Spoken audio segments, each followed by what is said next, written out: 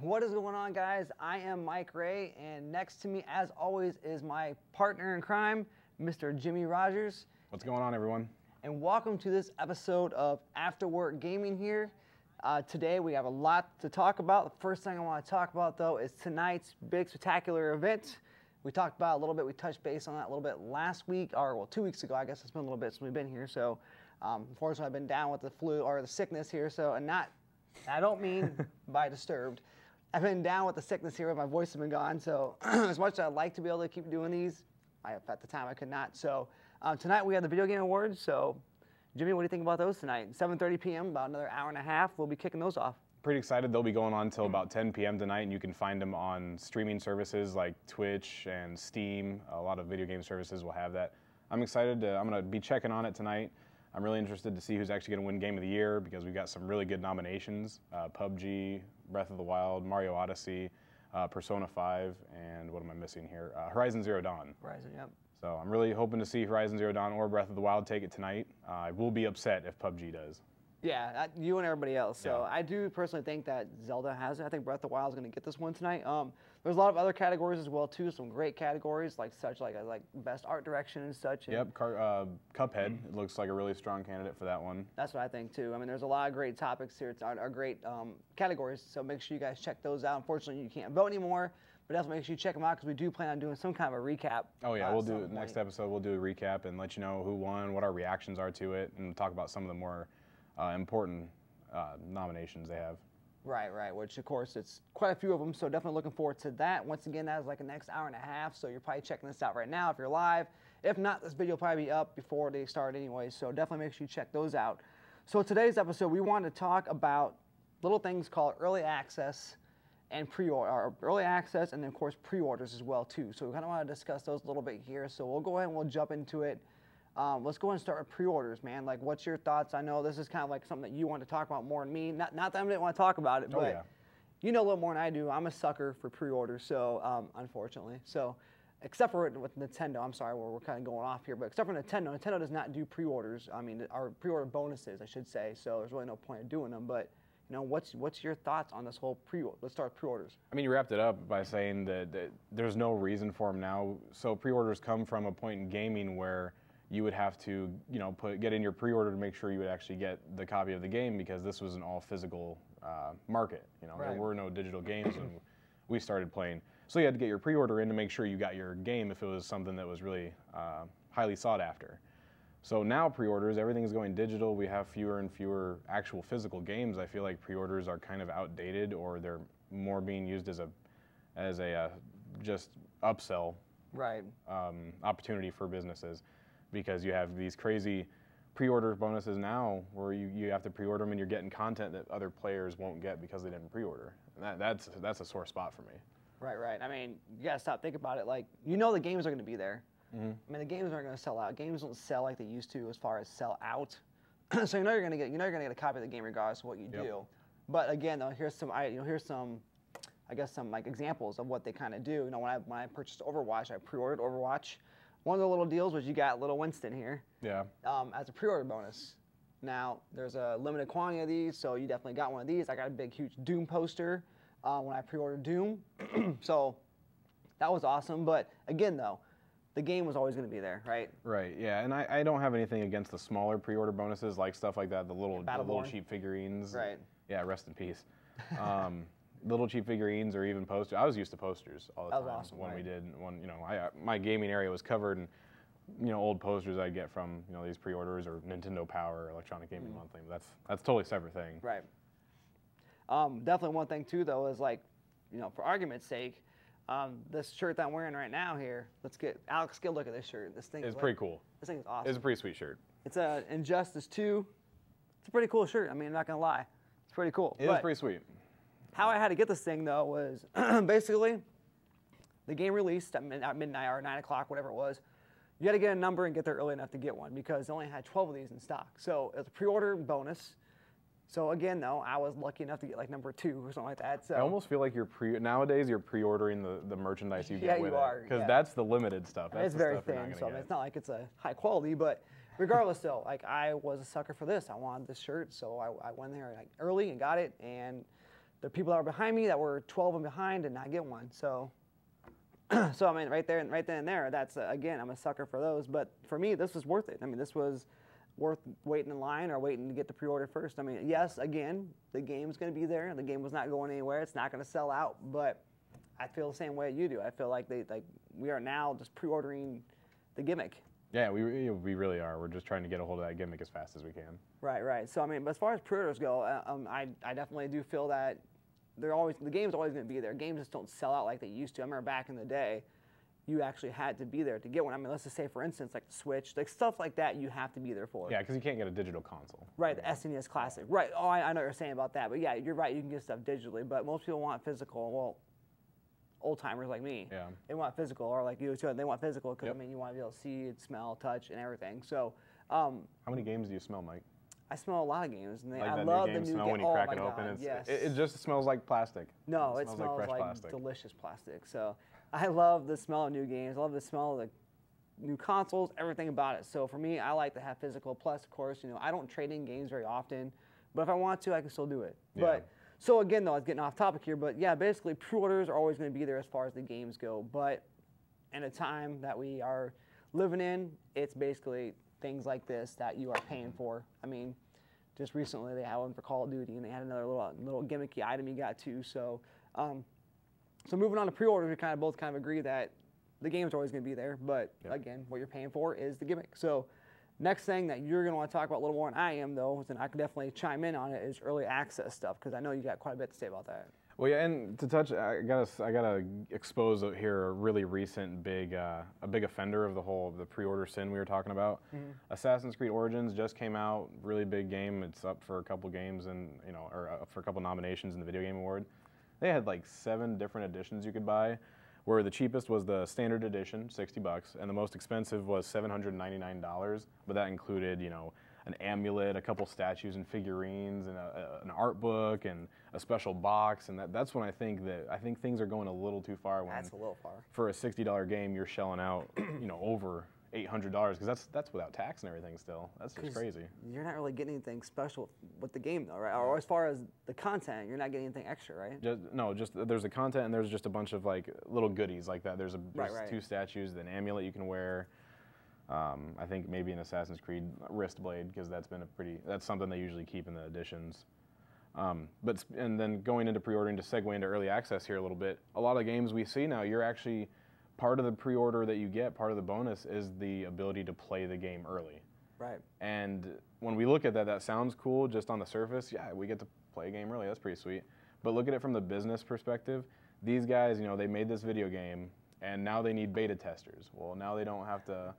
Instead of shelling out a bunch of monies for contract, freelance contract video game players or whatever that is, they can just have the community pay, like the company gets paid by the community to test the game. Right. That's crazy. Like when you dig in a little deeper, it just sounds more and more like just a business tactic for them to cut costs.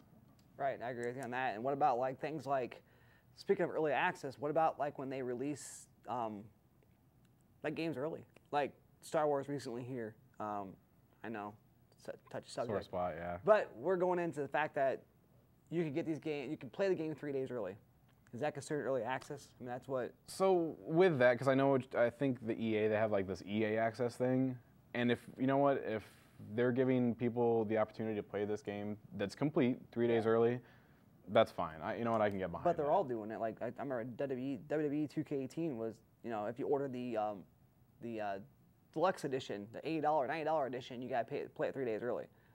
So again, there you go. You're buying the opportunity to play it early, but that's in a case where you're not testing it. I would say you're picking it up, playing it. Sure, you're talking more like PUBG. Yeah, when they do these big, like they basically have the doing community, running the tests and everything. And yeah, when you really think about 90, that's probably not a real statistic, but like 90% of these players who play the beta test and stuff, they're not actually giving beta feedback. They're not giving anything useful to the company for them to use. So it just feels like they just break even with it, and most of the time it ends up running their systems into the ground. Their servers can't handle it, or some such crap. EA. Right. Yeah, it's a big difference from that and like betas. I'm all for betas. Like most games when they come out now, especially shooters and stuff, they have betas and such. So that's a different story. That's, you know, you're taking part in this beta to help the game out. But when you're doing early access, PUBG is probably the #1 example. I mean, that thing's been early access for how long? It's probably about a year, and I mean there are other games too. You've got Ark that's still. Oh, Ark, gosh. Or I think that recently just released. You know, there's a lot of these games that stay in this beta or alpha even stage, and you start to wonder when they're going to actually release, or is this really the release game we're going to get? Because you see the success stories like Minecraft and Smite. You know, these are and Rust. These are games that they flourished in these alpha and beta stages. They got huge fan bases, and that ran them straight to the bank. Right. Minecraft is huge. I mean, Notch, the guy who made it, dude cashed out, you know, billions of dollars, and now he doesn't have to worry about it. Right. And like going back to Nintendo, I don't really see too many Nintendo games that are doing like pre-orders. As far as like, you know, little gimmicks like this and such, and little toys and crap, you don't see that very often. Because why would I ever pre-order Mario Odyssey? I didn't get anything with it. I mean, I know that. Again, and I like that. That's the game in its purest form. Because now we're in a digital age. Everything's digital. Buy the game. You pay the money. You download the game. Don't worry about having extra stuff that other people won't have, or maybe you don't have because you weren't fast enough or didn't have the money at the right time. Like that. That's what beefed me on some games. Is I had a fighting game where if I didn't pre-order it, I didn't get a certain character, and then they you know withheld that character they didn't tell anyone that they'd later release it because they did. But for like a year or so, the only way to get that character was to like go and scalp a freaking DLC or pre-order code, you know? What was that? Naruto. Naruto, okay. Fighting game. Yeah. I just wanted to say ambiguous fighting game. I didn't want to get into specifics. Right, that's okay. Yeah, I mean, I hear you're saying, because like, even like, with like fighting games, WWE and such, and such like that, if you pre-order the game, you get like Kurt Angle. If you don't pre-order it, then you don't get it. But here's what they do.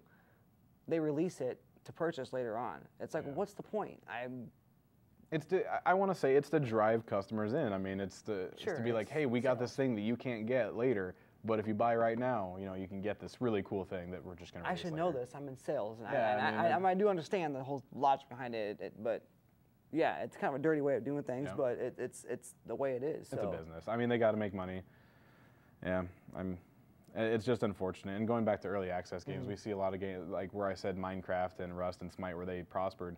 There are some games that find their grave in the the alpha and beta phase. There was one game, Fable Legends. I wanted to play that. I liked it. I played the heck out of the alpha. I was really disappointed. That's another thing. Like alpha and beta, it's such an exclusive thing if they do like the closed alpha and betas, because you have to wait, hopefully get an invite, and then if your friend gets an invite, you're like, oh damn, I really want to play that. But you just have to kind of accept it because you just weren't lucky enough to get picked. Right. And when you have games that you're really like, when Overwatch was announced, I got to see that at BlizzCon and play it. I remember that. I had to wait like a year and a half for them to even say anything about it. Wow. And it'd be hard. I didn't get beta at first. I was like, oh, I was one of the first guys who played this, and I didn't get a beta invite. Right. And like, you know, my friends were getting it and stuff. I was like, this sucks. Right. This really sucks. I played that. I loved that game. I have to wait, but it's just luck of the draw. I just signed up for the newest beta for Xbox One. What's that pirate game coming out? Oh my gosh. Oh, is it Sea of Thieves? Yeah. Well, is that it? Yeah, that's it. Yeah. There's Sea of Thieves, and then there's the one I'm looking forward to that's building off of the Assassin's Creed Black Flag ship combat and mechanics, Skull and Bones. That looks freaking awesome. I am going to be all over that. There's different classes of pirate ships. You have to compete with another team of pirate ships to get treasure. Yep. Oh man, that looks so cool. That's it. I can't remember if that's the one or Sea of Thieves is the more cartoony kind of one. One of them has a beta. It's coming out here soon. If it's Skull and Bones, I'm gonna have to check that out. I'll look and see. I can't remember which one it is. Yeah. But one of them does, and I signed up for it. So again, though, taking part. See, now look at, but we're talking about trying to get into this beta, but there's no, we want to play it so bad, and that's what sucks is because they closed the beta. Right. They got to know people want to play it. I want to play it. I want to be a pirate, man. How you feel about, again, I know we're discussing early access, but let's go into something else really quick. How you feel about like open and closed betas, and like, do you think it's fair for closed? I've participated in quite a few open and closed betas, and the closed betas are great because the company gets to control who's actually taking part, and so they get to actually keep track of what kind of computers these people are running and stuff like that. Right. Then you have open betas where everyone gets to play, and I feel like that serves a different purpose. That whereas they're letting everyone in, now they're testing their stuff like server loads and stuff like that, so they can. I think it's just the closed and open betas serve different purposes. Right. So I'm okay with them. I just feel really miffed when it's a game that I really want to play and I'm not included in the closed beta. Yeah. Then I kind of get mad. And there's certain ways to get in that closed beta. I mean, there's ways around it. And stuff, There's pre-order. They'll sell a closed beta for pre-order. It's crazy. Or early act, or something. You can get in there that nice and early. I mean, I take part in both. I mean, I think the Fable one I took part in was actually that one was a closed beta, I believe it was. Yeah, it was, because I didn't get into it. I was pretty upset. Yeah, there was a dinosaur game, a survival game called Stomping Land that I was really looking for. I was watching development for months, and then the developers gave up. Like, they quit. Really? Yeah, I mean, there's games that you can go on Steam and you can buy these early access games because they already have price tags. You download them, you play them, and the developers give up, and then you're out the money. Wow, that's crazy. And they can do that. That's kind of a trashy thing, I think. I mean, do you go to a supermarket and buy like half a box of cereal? No, I would never do that. You know, and then expect. Of course, I'm having a coughing attack probably on air here. So, all right, Jimmy, I'll let you talk here because I'm gonna have a coughing attack. I forgot the point I was making. Just that I think pre-orders and early access, I think it's just they're shady business tactics that before had a purpose, but now they're just used as upsell. Absolutely. Absolutely. So, with that being said, though, I'm sorry. I'm like I said, I'm getting over this cold, so getting this coughing attack, which of course always happens when you're doing stuff like this. So, other than that, I mean, I don't really have a whole lot to talk about as far as this topic goes. Like I said, this is more of like things that you had that I was kind of want to touch in on and kind of include myself on, but.